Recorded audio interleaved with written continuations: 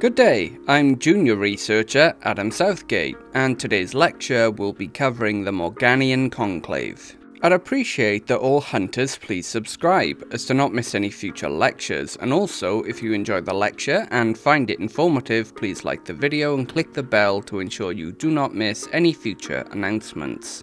I would be happy to hear your thoughts, views and stories of your interactions with the monsters of the spheres in the comment area of this video. Also, I am always ready to answer any of your questions you may have, and please share this lecture with any hunters you feel may benefit from them. So, to begin, as always, we'll start with our general announcements. Firstly, and related to today's topic, the current situation with the Anglesey specialty contract. Hunters Dun Sol, Amir DePro 99 and Mary the Rebel Dog spearheaded the operation, each with 7 hunters under their command. Breaking into 3 teams, each group headed into Anglesey dressed in civilian clothing, while concealing their hunting gear. Dun Sol's team headed into the Anglesey Order office, which we had lost contact with after the initial invasion. As expected, the Conclave had set up their operation at this location. Dun Sol's team at 2 AM entered the building, and at 3:32 AM, Dun Sol and 5 other members of his group left the building, that was now thoroughly burning. Amir DePro 99's team headed to the Conclave's initial landing point at Amlek. Arriving late into the night, the team found that the Conclave were still using the seaside town as a landing point. Finding that the town had been evacuated under the pretext of a chemical spill by the Conclave, the team pulled out, not wanting to directly engage. However, and by pure coincidence I'm sure, followers of the Iron God descended upon Amlek. Mary the Rebel Dog's team set up operation within the town of Pentrath. Specifically within the town itself, they left 2 members of their team within a safe house watching the main road through town. The rest of the team set up an ambush upon the A5025, or Pentrath Road, the main road leading to the bridge to the rest of Wales. The split team would coordinate with the safe house duo, alerting the ambush team when Conclave forces were moving toward them. This strategy allowed Mary's team to take out a fair number of Conclave forces before they inevitably changed their routes. So far, the firebreak strategy is proceeding well. However, it is too early to know to what degree. We will continue this action for as long as possible while our hunters recover. If you are interested in aiding the firebreak teams, please contact your local Order office. Secondly, we are in dire need of cold iron weaponry and ammunition. While we have a large supply of raw iron, we need hunters with the ability to hammer the metal into shape to volunteer. Specifically, we are looking for around 40 hunters to work in 2 shifts to supplement the local craftsmen that typically create the Order's stores. We need these weapons as soon as possible, as they will be vital in the upcoming push against the Morganian Conclave. We are obviously aware that this is not your typical contract. However, we know that many of you hunters maintain workshops to create your own tools, and we are in dire need of your aid for the upcoming confrontation. The Morganian Conclave are heavily tied to the Fey sphere, to the point where even their hunters show an aversion to the metal, to say nothing of the Fey themselves. Before we can discuss the Morganian Conclave, we must first establish how they formed. Due to the length of time that has passed since these events, the only record we have of them is the Conclave's own retelling of their story, which is, by its very nature, biased. So please keep in mind what I'm about to tell you is from the Conclave's perspective. Before the arrival of Merlin, use of Fey magic and Fey pacts were commonplace. They were pushed to the fringes for a time with the arrival of the Romans. However, after they fled, they re-entered popular use. Arthur and Morgan, siblings of both Roman and Celtic descent, attempted to unite the squabbling tribes, though without much success. Arthur ruled their small area as a mortal king, while Morgan heavily delved into the old magics to aid her brother's fight, while also giving him wise counsel.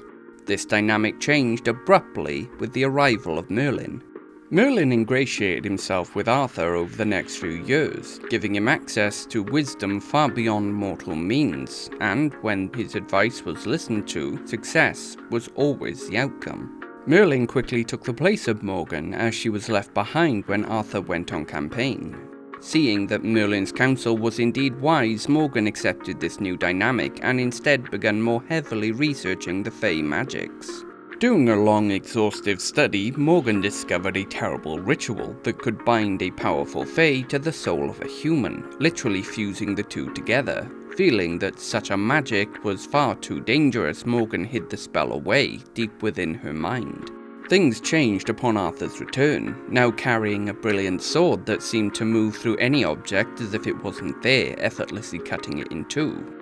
Morgan immediately sensed that her brother had changed. All humour had left him, and he spoke as if no emotion remained within him. He did not seek his sister upon his return, with months passing with no contact between the two. Morgan's heart broke from being so spurned by her beloved brother. Then the final insult struck, the banning of all magic and the spurning of the Fae. Morgan was forced to run. The knots that covered her body would be burned from her skin if she was caught. Knowing she needed the power if she was to escape Arthur's city, and seeing the men headed in her direction, she made her decision. On that fateful day, Morgan passed from this world, and Ife Morgana was born. Escaping with her most loyal followers, Ife Morgana headed to Diflanov. Once populated but long since emptied with magic, the isle would be renamed to Avalon and hidden from the world with powerful sorceries. Now, as stated, this retelling of events is clearly heavily biased, though I do feel it shows some important things. Firstly, it does give a broad idea of what actually transpired, and secondly, it shows the expansive hatred the Conclave have for the Order. Avalon itself is a strange case, as the island is difficult to explain in terms of our sphere. As basically as possible, what was once another part of the British Isles was shaded by Ife Morgana's magic. The isle itself takes up a significant portion of the Irish Sea, however, is completely unreachable to any without an invitation in the form of a specific Celtic knot tattoo. More than simply being unreachable, it literally doesn't exist if you do not possess the mark. We believe the isle is out of phase with our sphere, however, we have no way to confirm this, as only their most experienced druids have the ability to imbue the Celtic knot with the required magic to gain entry, and they never leave the island. We have, however, managed to learn some details about life upon Avalon through interrogation of captured Conclave members. If you were hoping that we were dealing with a society with 2,000-year-old technology, I'm sorry to have to disappoint you. For centuries, the Conclave have been sending individuals into the wider world to gain knowledge to allow them to stay up to date. Along with this, they also appear to possess shares in several large businesses across Britain that allow them to purchase anything they may need. Upon the island, people live in large circular towns with most modern amenities. Their homes appear to be heavily based upon the old roundhouse design, however modernized to have multiple floors and rooms with access to everything a modern home would have. As a society, they possess a very warrior-centered structure with food, power and water all provided and paid for by the investments they possess stretching back centuries. All members dedicate themselves to either the study of martial combat or magic. The men of the society are strictly warriors and not allowed to study Fey magics, though they can have Fey magics cast upon them and receive Celtic knots. The women all studied the use of Fey magic, and while they are allowed to become warriors, it rarely happens. Instead, most nearly all dedicate themselves to the practice of knotcraft. Along with this, they will also spend much of their time to understanding the modern world, as the higher-ranked women within their society are responsible for the managing of the island's investments, along with the complicated logistics to keep their society functioning. Each town is headed by a warrior king, with a druidic queen by their side. While the warrior king makes all the decisions for the town, the druidic queen advises him and holds the power of veto, enabling her to overrule any decision the king makes. There are around 50 towns within Avalon, all of which regularly fight against each other in arranged battles. These battles are highly regulated to keep casualties as low as possible and serve as a way for the towns to gain status, as well as to keep the warriors' abilities sharp. However, all of these squabbling towns are subject to Camelot Nueth, the main seat of power for the island. The city of Camelot Newydd, while not particularly large, is incredibly dense, with centuries of buildings placed atop each other. This has led to massive circular skyscraper-like buildings made entirely out of wood and stone that gently sway in the breeze. These impossible structures are held together with Celtic runes carved into the materials that imbue them with supernatural properties. Each of these odd towers are connected to each other with long rope bridges that allow transit between structures. The city itself is populated with a mix of humans, fae, and human-fae hybrids. While this arrangement would cause chaos normally thanks to a fae Morgana, a delicate balance is held in place.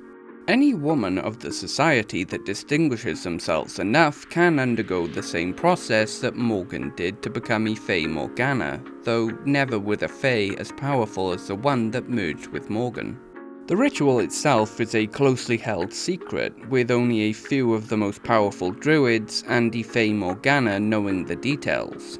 However, we do know that apart from the obvious of giving the individual Fae-like abilities, it also gives those who undergo it eternal youth, while fundamentally changing their personalities. Before we move on, a quick aside. When we talk about humans using magic, specifically we are talking about humans loaning or stealing the magic of Fae, not actually creating magic themselves. So today, Fae Morgana is still ruling over Avalon and continues to hold on to a burning hatred of Merlin. Her memories that led up to the events that led to her merging with a Fae are clouded due to her mind being warped by the two minds intertwining. However, what actually happened at this point doesn't matter, as she is determined to destroy the Order and reshape larger society. Now, you may rightfully be wondering why the KSG or the Welsh government have not taken a stance against such a threat. The reason is due to one of Fae Morgana's powers. While over large distances she does not have the power to control the minds of others, she can influence them. Specifically, she is able to exploit the way humans think. So, say as an example, you were about to go to a shop. Within your mind, you would have all the reasons you needed to go that would push you forward, and at the same time, you may have a few smaller thoughts such as, I'm feeling tired, that go against the idea. Fae Morgana can make that negative thought the loudest, drowning out the rest. With this ability, she is able to manipulate those unprepared, and get them to listen to the reasons not to help us over any others. Thankfully, what little autonomy remains within her Fae half refuses to use the ability upon us. This is most likely due to the Fae not wanting to end the game.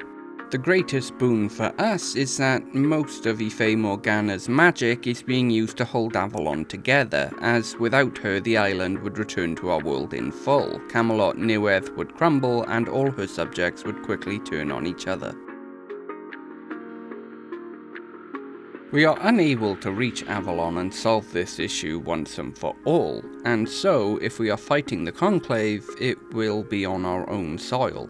When fighting the Conclave, you will face a wide mix of threats. Apart from the menagerie of Fae beings sworn to the Conclave and human-Fae hybrids that possess the power of Fae with the focus of humans, you will also face warriors enhanced with not magic. Our saving grace is that all three are vulnerable to cold iron. Fae, for obvious reasons. Hybrids, while not as weak to it as pure Fae, are still hurt by it, and not magic can be broken by the metal if the knot is cut. Even still, when this eventually comes to full-scale battle with the Morganian Conclave, you will face an honestly frightening combination. Their warriors are skilled and powerful, excelling in melee and ranged combat. Their hybrid druids are able to warp the minds of their enemies, enhancing their fear. And the true Fae, well, you can watch any training video on them to understand what they can do. They represent the kind of threat that we truly shouldn't be facing alone. However, due to Fae Morgana's influence, we do in fact stand alone. The Morganian Conclave represent an existential threat, and the only reason that they have not made a move on wider humanity is due to both Fae Morgana's hatred of the Order and her Fae half's sense of fair play. While unlikely, it is possible that her recollection of events that led up to her creation are accurate. However, it doesn't really matter. Her vision for our world is incompatible with what would be best for humanity's survival, and instead it represents a return to a time of barbarism, superstition, and thraldom to illogical gods. But that will be all for today. With Arthur's might and Merlin's wisdom, thank you.